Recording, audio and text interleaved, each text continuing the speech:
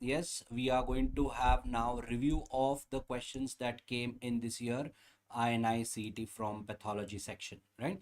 We already previously had a recollection of sorts, so you gave me most of the questions, and then ended up compiling them, and now I am coming with the final answers here, right? Okay, so let us look at this question number one first. So what was the question? Okay, so this question was, a patient is on renal transplant. There was a question like this: patient is on renal transplantation. Yes, that was there, and presents with respiratory discomfort. CD4 count was low, isn't it? And which of the following stain is not used for demonstrating the organism? So they had asked which is not used for demonstrating such an organism. The keyword was not used here. Okay, so I'm sure everybody, when they looked at it, they made a diagnosis here. What was the diagnosis you made here? The diagnosis you made was, yes. So what is the diagnosis that you made, guys? Sorry. Yeah. So the diagnosis you made here was, yes, this is Aspergillus. How do you identify Aspergillus? Of course, this was based on acute angle branching. There is an acute angle branching and there is a septate, isn't it? That is your Aspergillus. So now, what is the correct answer for this? So for Aspergillus, what is the best stain? GMS will be the best stain. Option A is the best stain. Mason Fontana. What is Mason Fontana staining? Mason Fontana is used for Mason Fontana is a silver stain. Remember, any silver stain can be used for fungus. So Mason Fontana is also a silver stain. I told you on that day itself. Yes, this is your silver stain, and this silver stain also can be used for demonstrating fungus. Pass, definitely, yes, we understood this. Pass also can be used. We know that pass can be used. And Congo red is the correct answer. Congo red is not used for demonstrating. Congo red is not used for demonstrating. Yes, it is for amyloid, right? Next question. This was a simple one. This we had recollected fully there. Yes, let me just quickly go through this. A 10-year-old child presented with fever, petechiae, purpura. Platelet count is 10,000. Bone marrow aspirate shows slightly increased megakaryocyte. So the word increased megakaryocyte means this is your diagnosis is, this is a megakaryocytic thrombocytopenia. Remember, megakaryocytic thrombocytopenia, meaning the bone marrow is responding to the thrombocytopenia, is trying to compensate. Which of the following is likely treatment? Look at this. Looking at this, it is a 10-year child they have given. So my diagnosis most likely will be an acute ITP. That will be my diagnosis. Treatment for acute ITP would be, what will be the treatment for an acute ITP? Yes, so acute ITP treatment, the best answer would have been wait and watch. That has not been given to us. If that is also not there, then I would have looked at steroids. That is also not given. So then the best answer becomes your IVIG here, right? That is your next best answer that we are seeing. Okay. Yes, guys. So this was a simple question. Next. Question number 3. This was a little bit tricky question. Okay. Mechanism of cancer cell consuming more glucose. Why cancer cells consume more glucose? That was the question asked. So basically this is a question about Warburg effect we studied. Yes, in Warburg effect, there is decrease in oxidative phosphorylation, or there is a no oxidative phosphorylation happening. Because of that, there is a deficiency of glucose. So first option, increased glucose transporter and oxidative phosphorylation, that is false. Oxidative phosphorylation will be decreased in case of Warburg effect, right? Increased fatty acid metabolism, and one more, lactic acid is produced despite presence of oxygen. This is a true statement.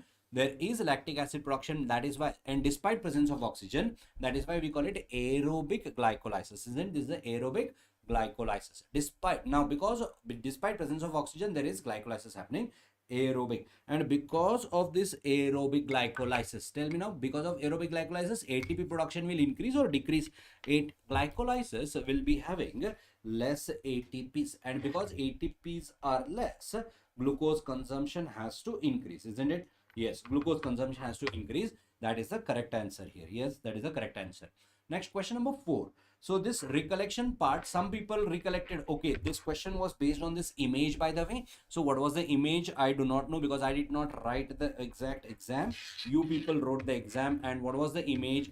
You should be in a better position to tell me. Okay, so based on the image, your answer will change here.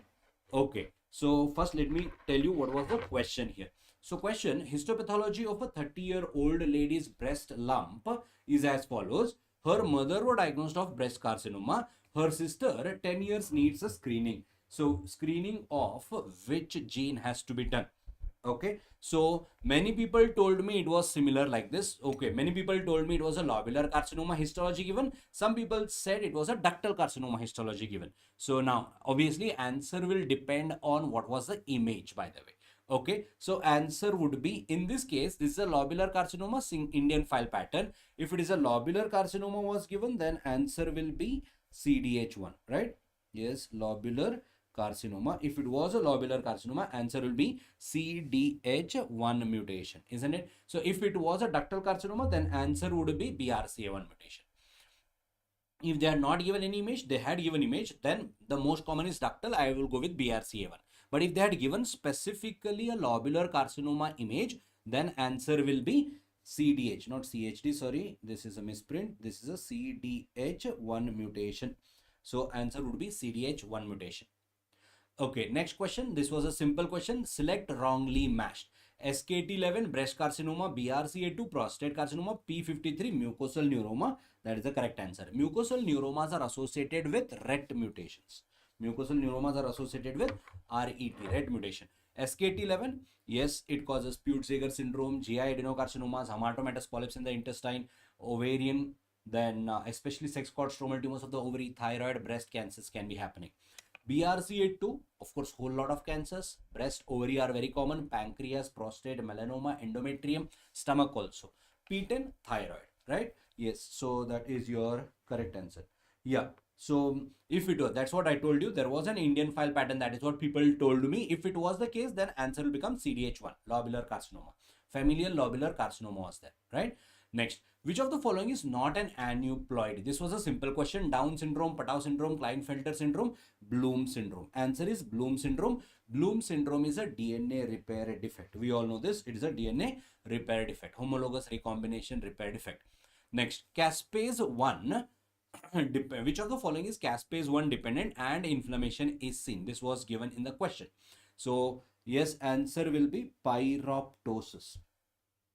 Right? Caspase 1 dependent and inflammation is in pyroptosis. In apoptosis, it is not inflammation dependent and there will be caspase. Which caspases?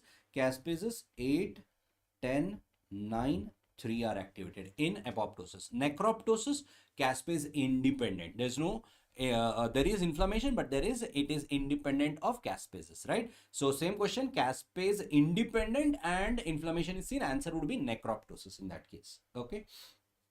Yes. And ferroptosis is iron mediated, right? Next, question 8. Which of the following disease HLA mismatched bone marrow transplant rejection doesn't happen? See, if there is a disease and there is no HLA mismatched bone marrow transplant rejection, see, if there has to be a rejection, the patient has to mount an immunity against the graft. So if the patient doesn't have adequate immunity, then he will not be able to mount a rejection. So in this case, the best answer would be a bare lymphocyte syndrome. Apart from this, one more, SCID also. SCID also does not have any graft rejection. Any graft rejection doesn't happen in SCID, isn't it? And important, this also I had discussed in the class. In Dye-George syndrome, there is increased incidence of GVHD. Remember, increased incidence of GVHD will be there in Dye-George syndrome. So SCID also doesn't have any immunity. That is why they will be not able to mount any response against it, right? So that is your correct answer. HLA mismatched transplant rejection doesn't happen. Okay, in SCID, any rejection doesn't happen. HLA, non-HLA doesn't matter. In bare lymphocyte syndrome, it is only the HLA mismatched rejection will not happen, because in bare lymphocyte syndrome, lymphocyte do not express the MHCs, either 1 or 2 or both also. So there are type 1, type 2 and type 3. Okay. Next, question 9. Histopathology of an ovarian tumor in a lady with ascites is as follows. And I think they had given omental cake. There is omental caking of the tumor also was there. Because there were two questions very similar. One more clinical question discussed in obstetrics gynecology, and another was this. and whether there was an image, not image. So a lot of confusion because there were two questions on granulosa cell tumor and ovarian tumor basically. Okay, true about this. So I do not know whether the image was given or not, or they had given, okay. So anyway, image is not very important for me here. Look at this option. Sex cord stromal tumor, call-external bodies are seen, CA125 is high, and inhibin is a marker. See, inhibin is a marker for, so 2 and 4 are mutually inclusive option, meaning both will be true. Call-external bodies are seen in granulosa cell tumor, inhibin is a marker for granulosa cell tumor.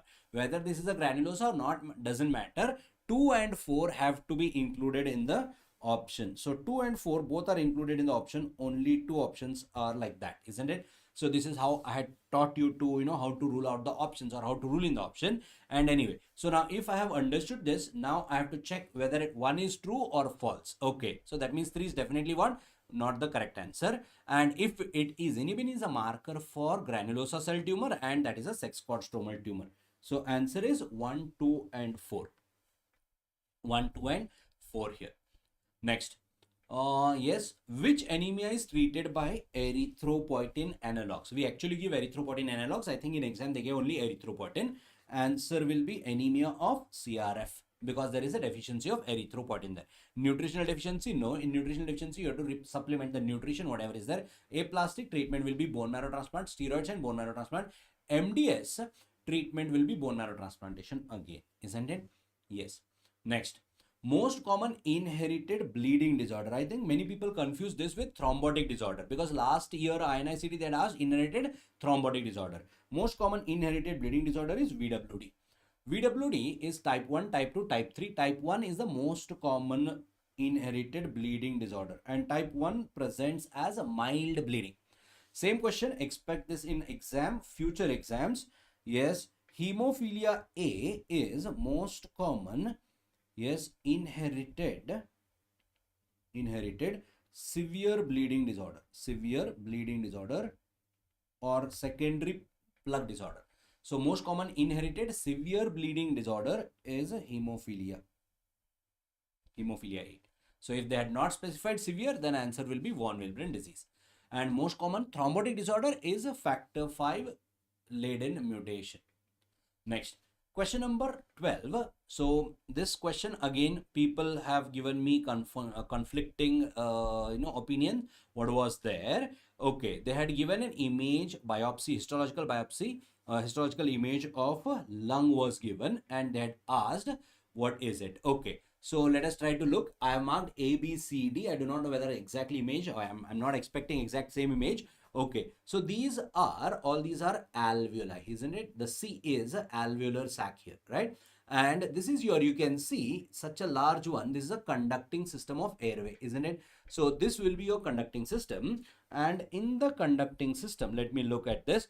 I'm sure they would have shown a magnified image for you. If there is, these are ciliated epithelium. This ciliated epithelium, yes, this will be your terminal bronchiole, because terminal bronchiole, still there is no exchange of gases happening, still cilia are present.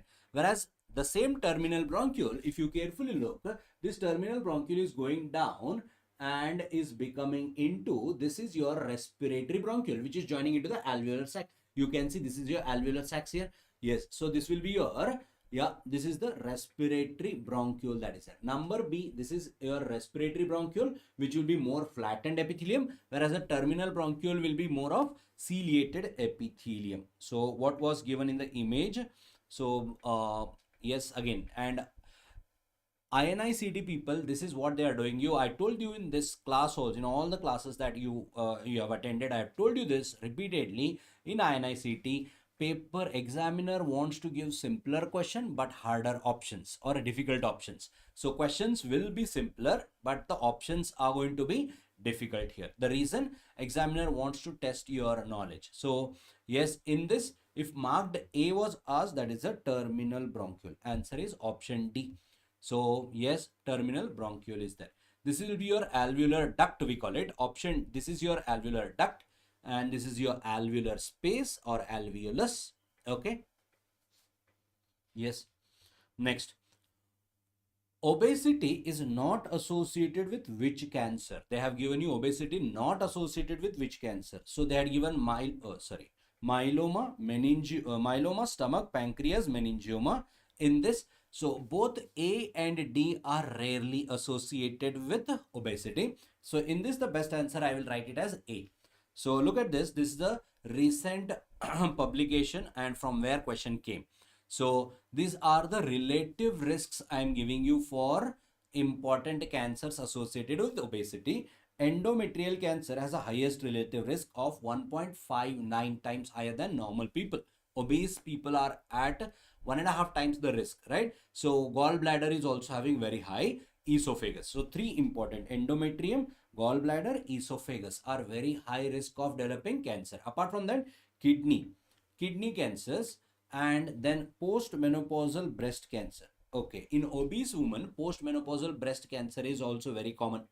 Then hepatocellular carcinoma also has a high risk. So these are the important ones: hepatocellular, pancreas, and colon. So basically you look at it, it is GI cancers. Mostly our GI and female genital cancers are more common. When I say GI, it will include your esophagus, gallbladder, esophagus, pancreas, and colon, and even liver. And female genital, endometrial, and your breast cancer, right? So, and even ovarian cancer, look at this, and stomach cancer, rectum also, basically. So all these are what? GI cancers, right? So these are common or very high, strongly associated with obesity. Okay, this is the relative risk we are talking. Okay, yes. Next, one more question was there. So what was this question? HPV causing cervical carcinoma.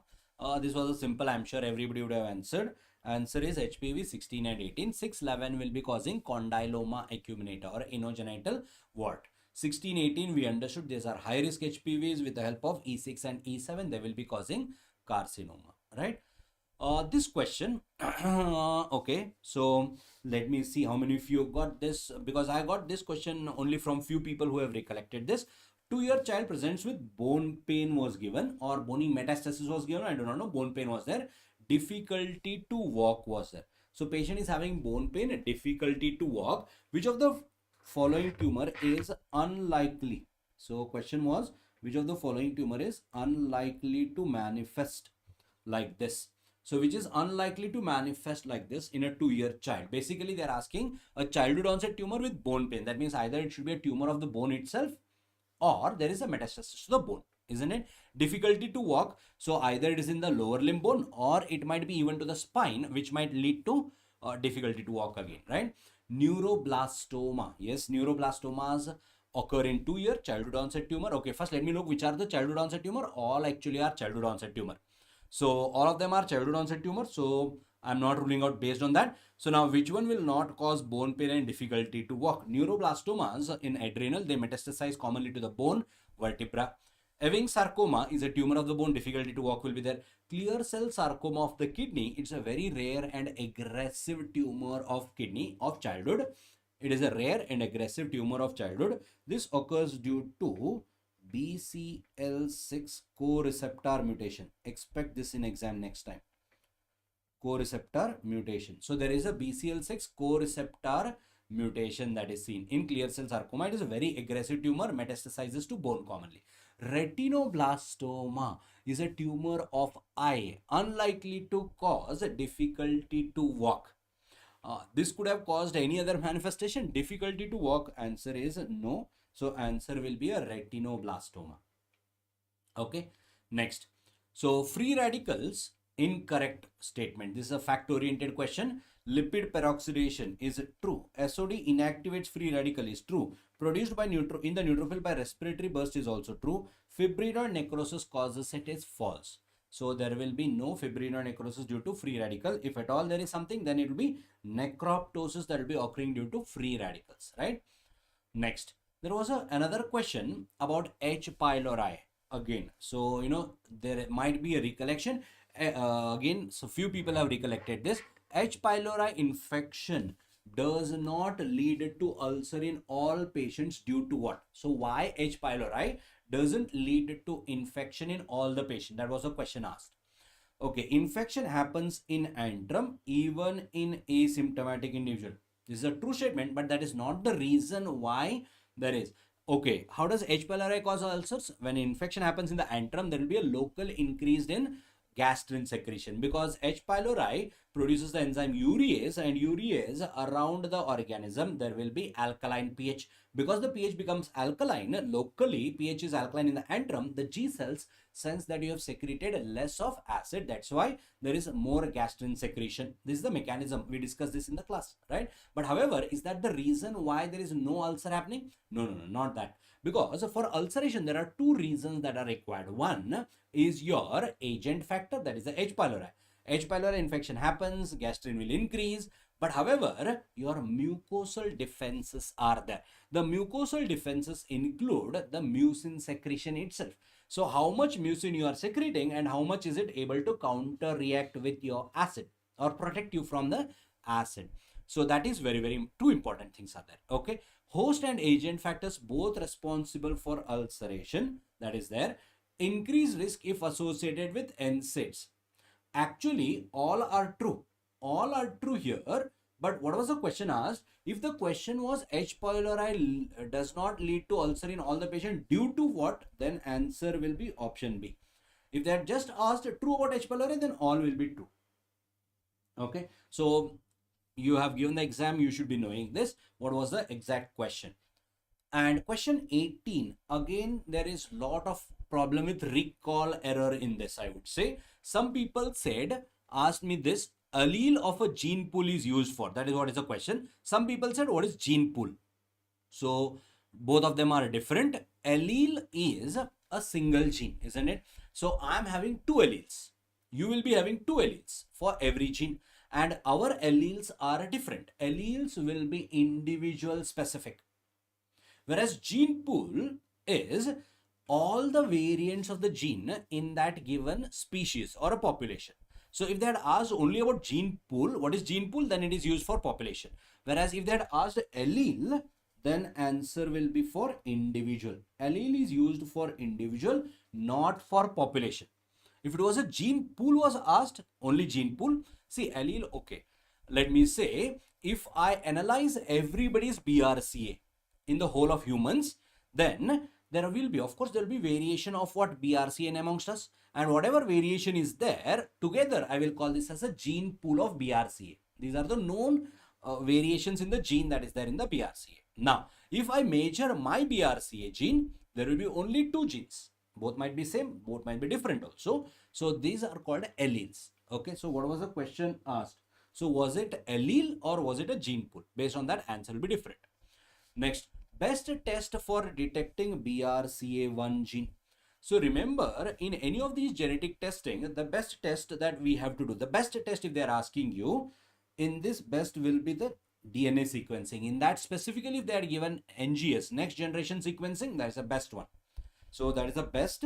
Even we can do qPCR also. qPCR is real-time PCR only, where it is both quantitative. Only PCR will not be the answer, because PCR will not tell us what abnormality is there. It can just what? Amplify the DNA. That's it, right? Sequencing will tell us what exactly is there. Why I want to do sequencing? The best one is sequencing, because then I will get to know what variation is there. Somebody might be having a point mutation, somebody might be having a frame shift mutation, somebody might be having a normal gene, somebody might be having a missense mutation, something might be there. So all will be detected in sequencing, right? Next, there was one more question. Not a specific glomerular finding. Again, INICET people. Not a specific glomerular finding in diabetic nephropathy is mesangial expansion. We know that there will be deposition of advanced glycated products in the basement membrane. That's why there will be basement membrane thickening. So thickening of basement membrane will be seen. There will be loss of podocyte. That's why there will be albuminuria happening. That will also be true. So not a specific finding. No, this is not the answer. This is not the answer. Armani-Epstein lesions are seen in the tubules. They are not seen in glomeruli. That is why the correct answer is option B. They are seen in diabetes, but they are seen in glomeruli. And there is a mesangial expansion. Because mesangium is expanding, there will be nodule formation, and that is what we call it, nodular glomerulosclerosis. So totally, what I recollected, I have recollected these many questions, 20 questions from pathology. There are a few more which I am not discussing because they are discussed in biochem or other places like pediatrics, etc. So we are not getting into those. And especially one more question about ovarian tumor was also there. I'm sure that will be discussed in gynae, right? Yes. So these were your important questions, guys. Okay. So any question which I have missed, please help me to recollect. If I have missed any question, you can join this Telegram group @PathLogic. You can just search @PathLogic and you can join the Telegram group and be a part of the discussion there as well. Okay, guys. Any question which I have missed? Any question which I have missed, which you still are doubtful or whatever?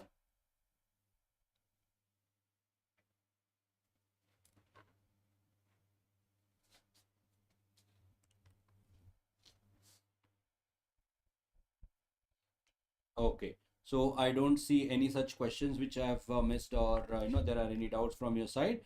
Okay. Best wishes, guys. So the idea is to look at the pattern of the question and especially keep looking for the options, because next time.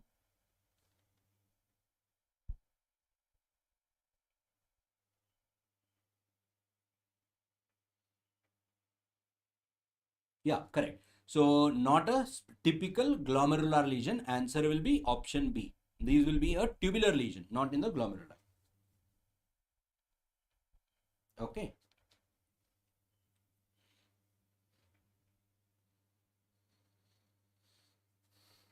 Yes. So if you recollect any further questions, if there are any doubts, you can please post me in my Telegram group as well, guys.